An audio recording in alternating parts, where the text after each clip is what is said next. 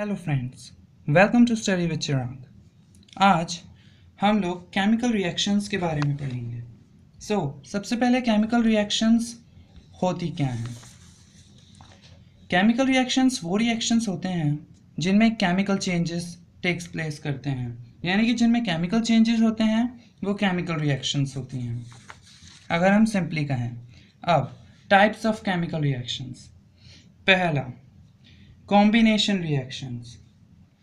Combination reactions वो reaction होते हैं जिसमें दो या फिर ज़्यादा सब्सटेंसेस कंबाइन करते हैं एक न्यू सब्सटेंस को फॉर्म करने के लिए। उन्हें हम कॉम्बिनेशन रिएक्शंस कहते हैं। अब कॉम्बिनेशन रिएक्शन के ये कुछ एग्जाम्पल हैं। पहला, calcium oxide plus water is equal to calcium hydroxide. हम इसे दूसरे तरीके से भी पढ़ सकते हैं, जो कि है lime plus water is equal to slaked lime. दूसरा, magnesium plus oxygen is equal to magnesium oxide. तीसरा, carbon plus oxygen is equal to carbon dioxide.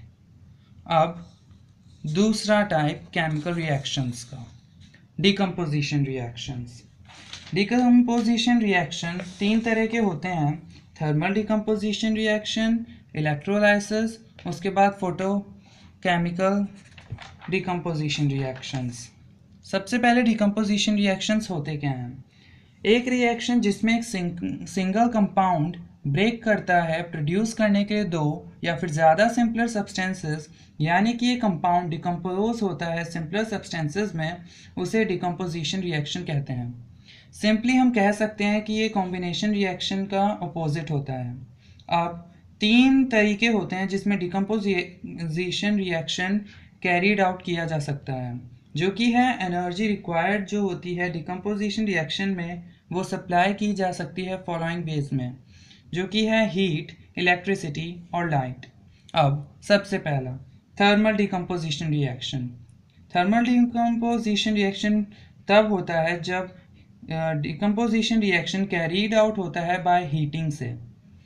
जैसे कि इसका एग्जांपल हो गया CaCO3, हमने जिसमें हीट दी है तो हमारे पास आया है CaO प्लस CO2।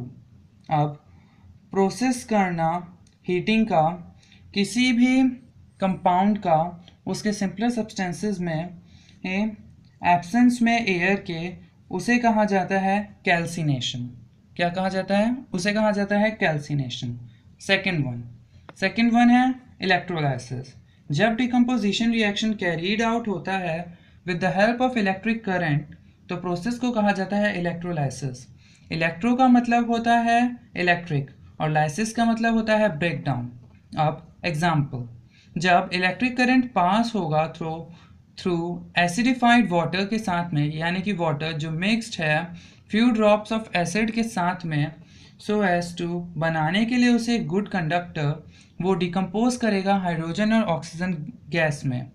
अब इसमें हम देख सकते हैं जो कि ये है वाटर को जब इलेक्ट्रिक करंट मिला, अब ये EC स्टैंड करता है इलेक्ट्रिक करंट के लिए। अगर एग्जामिनेशन पॉइंट ऑफ व्यू से देखा जाए तो कभी भी EC ये क्या ऐसे शॉर्ट फॉर्म ना लिखें, फुल स्टेटमेंट लिखें इलेक्ट्रिक करंट। तो जब इलेक्ट्रिक करंट मिलेगा वाटर को तो वो H2 और O2 गैस में प्रोड्यूस हो जाएगा। इसे सिंपली याद करने का तरीका ये है डिकम्पोजिशन रिएक्शन को कि इसके जो रिएक्टेंट साइड होते हैं वहाँ सिर्फ एक ही कंपाउंड होता है। जो ऊपर एरो होते हैं उनके ऊपर कुछ ना कुछ लिखा रहता है जिससे इसे एनर्जी मिल रही है डिकम्पोज होने के लिए। अब तीसरा है हमारे पास फोटोकेमिकल डिकम्पोजिशन रिएक्शन। जब डिकम्पोजिशन रिएक्शन कैरीड होते हैं प्रेजेंस ऑफ सनलाइट में तो प्रोसेस को कहा जाता है फोटोकेमिकल डिकम्पोजिशन रिएक्शंस।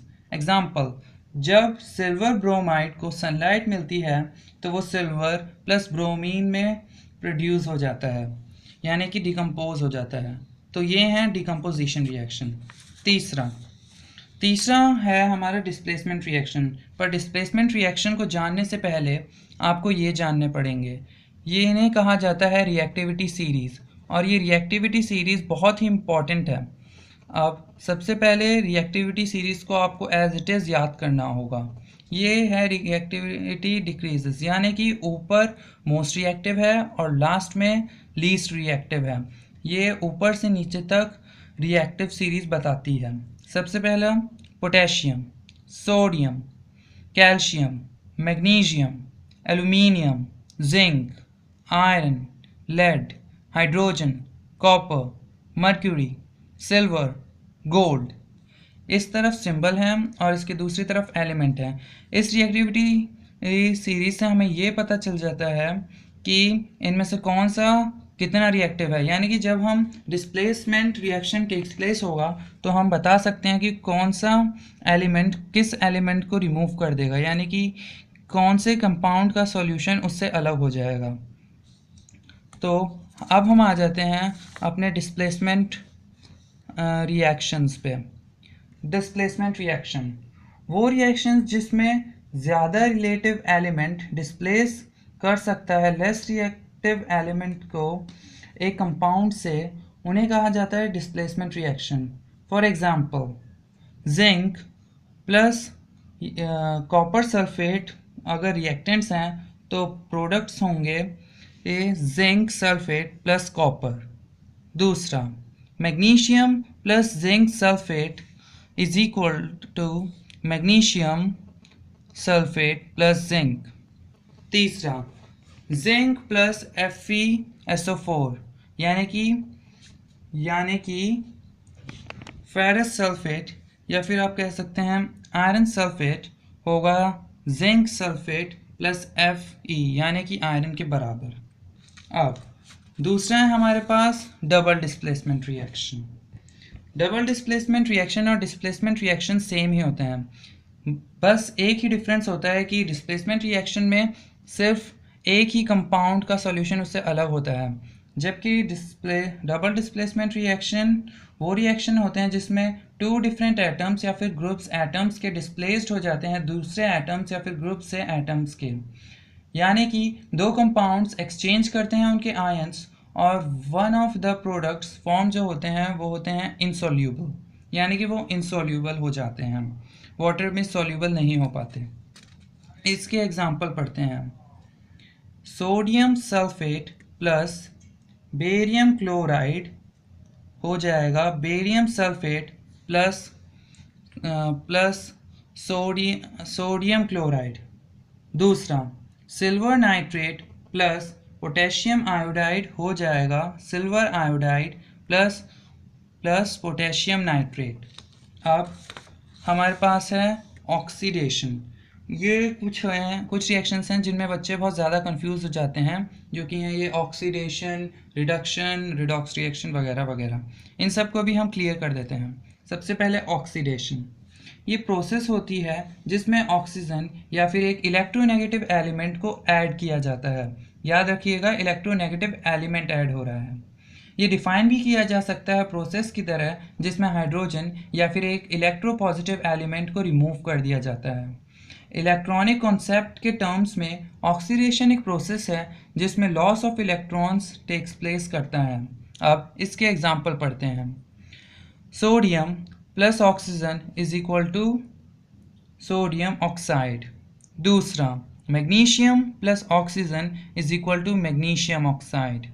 अब आप देख सकते हैं magnesium plus oxygen is equal to magnesium oxide oxidation का भी एग्जांपल है और कॉम्बिनेशन का भी एग्जांपल है। इनफैक्ट ये सभी के सभी कॉम्बिनेशन रिएक्शंस के भी एग्जांपल हैं। अब तीसरा iron plus chlorine is equal to ferric chloride अब हमारा नेक्स्ट टाइप है रिएक्शन का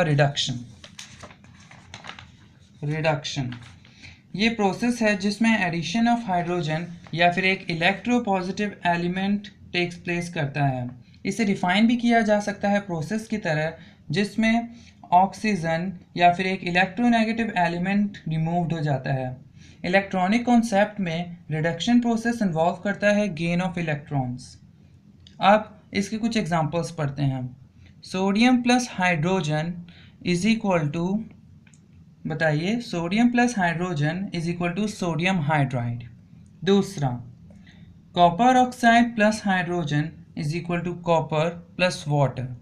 ये भी रिडक्शन का ही एक एग्जाम्पल है, बट इसमें रिडक्शन और ऑक्सीडेशन दोनों प्लेस ले रहे हैं साइमल्टेनियसली, यानी कि साथ में।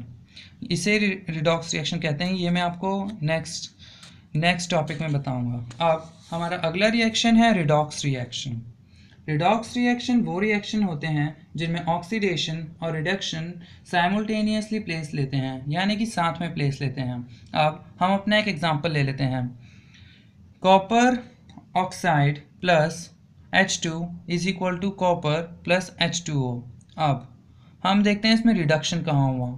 रिडक्शन ये हुआ कि CuO यानी कि कॉपर ऑक्साइड में से O2 हट गया और वो सिर्फ अकेला Cu रह गया प्रोडक्ट साइड पे, तो ये रिडक्शन हो गया।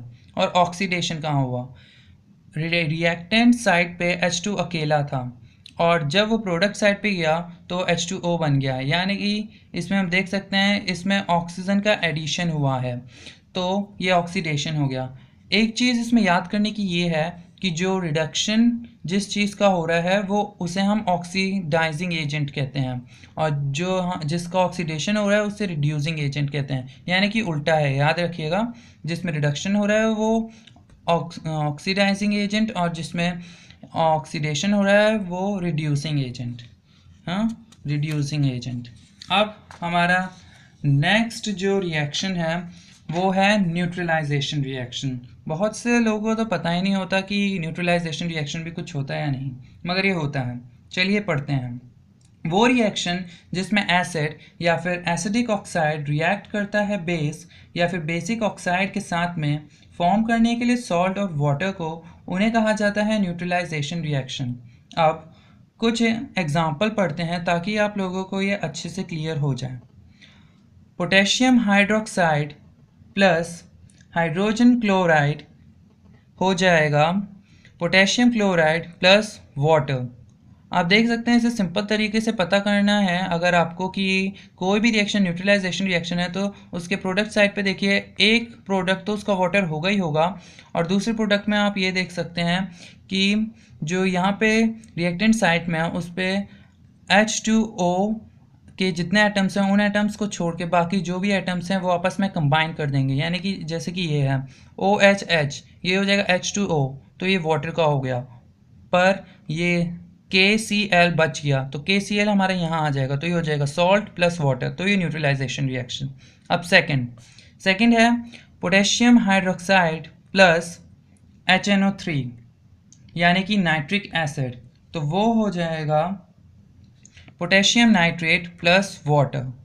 तीसरा, sodium hydroxide plus nitric acid हो जाएगा सोडियम नाइट्रेट प्लस वाटर। ये हैं न्यूट्रलाइजेशन रिएक्शन के एग्जाम्पल। अब दोस्तों, मुझे लगता है आप लोग समझ गए होंगे जितने भी रिएक्शंस होते हैं उनके बीच में डिफरेंस क्या है। मेरी वीडियो को लाइक करना मत भूलिए और सब्सक्राइब ज़रूर कीजिएगा, क्योंकि मैं अब स्टडी को बहुत ईजी बनाने वाला हूँ। Please subscribe. और हाँ, नीचे कमेंट्स में अपने कमेंट डालना मत भूलिए। Thank you.